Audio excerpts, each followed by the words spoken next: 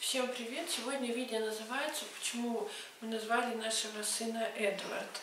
Но история, я думаю, не самая необычная. Сначала мы хотели выбрать имя для девочки, так как долгое время не знали, кто у нас будет.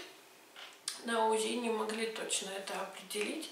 Он все время скрывался. Один раз он у нас просто сел на попу, первый раз он показывал нам велосипед.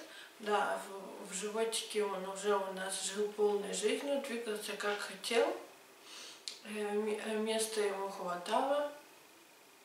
Да, он был небольшой у нас. Сначала мы попытались выбрать имя для девочки. Для нас это было, честно говоря, целое мучение. Нам ничего не нравилось. И в итоге мы решили потянуть жребий. И из этого жребия должно было остаться 3 имени. Предложил это муж. Из этих 3 имен мы должны были решить, как же мы все-таки назовем. Но ничего нам в голову не приходило. И потом мы решили остановиться, ладно, подумать, 3 имя, будет 3 имя. Когда ребенок родится, если бы девочка, глядя на нее, что-нибудь нам в голову придет, что-нибудь выберем из этих 3 имен. И потом решили мы начать выбирать имя для мальчика. Вот для мальчика у нас как раз получилось все быстро. Это как бы был знак того, что да, значит, там мальчик, значит, вот не будет у вас проблемы с тем, чтобы выбрать ему имя. И я посоветовалась с родственниками. И хотелось бы, чтобы имя ему по знаку зодиака Лев подходило. И вообще психологический портрет имени тоже как бы был хороший и подходил, вот, как я сказала, уже по знаку зодиака. Вот. Я хотела такое имя благородное и не совсем обычное.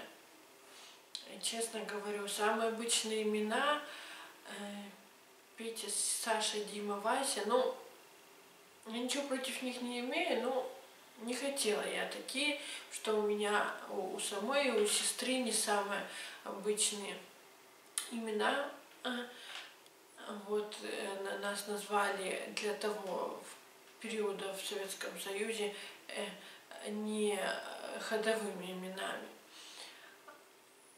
И вот, и для сына, как я сказала, я начала советоваться с родственниками, и мой двоюродный брат предложил одно имя из «Игры престолов» — Эддард.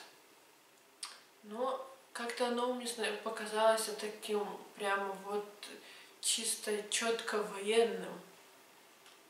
Прям как отрапортовали Эддард. Но чем-то оно мне запомнилось, особенно как-то вот начало на мне понравилось. И потом я думаю, ну как же мы сделаем помягче?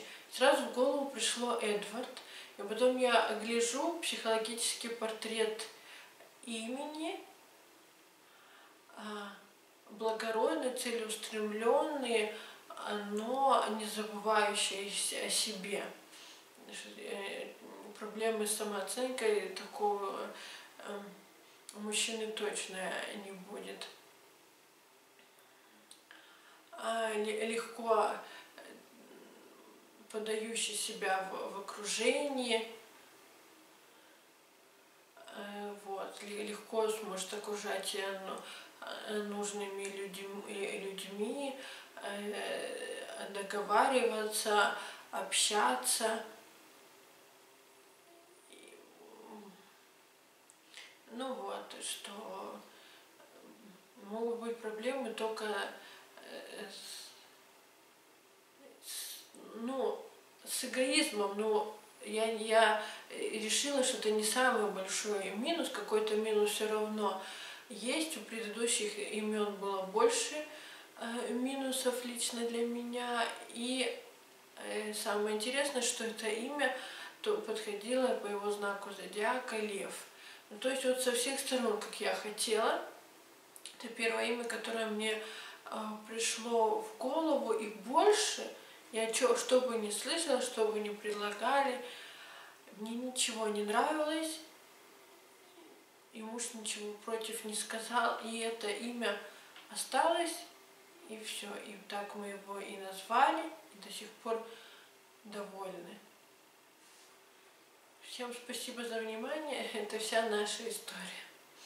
Кому интересно, следите за нашим каналом, ставьте лайки. Всем доброго вечера.